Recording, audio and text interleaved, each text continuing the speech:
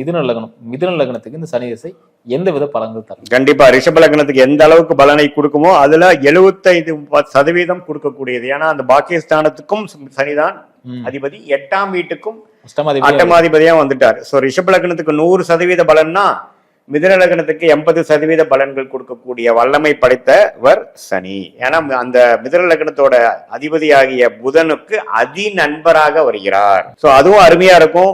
அது நான் சொன்ன மாதிரி ஓரளவுக்கு வலுத்து குருவின் பார்வை சுக்கிரனோட சேர்க்கையில எல்லாம் இருந்து சனி திசை வந்ததுன்னா அருமையா இருக்கும்.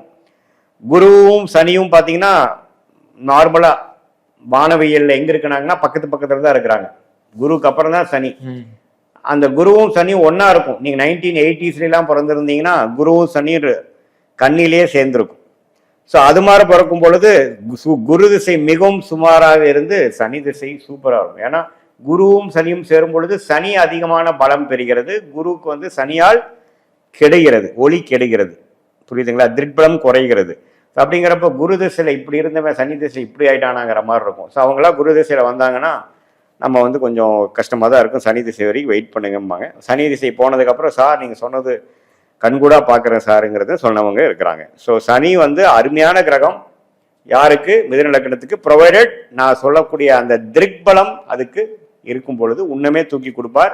ராகு செவ்வாயோட சேரும் பொழுது கெடுவார்.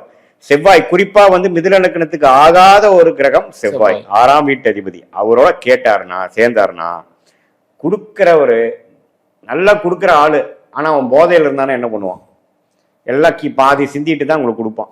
அது மாதிரி கொடுப்பார். ஸோ அதனால செவ்வாயோட சேராம இருக்கிறது நல்லது.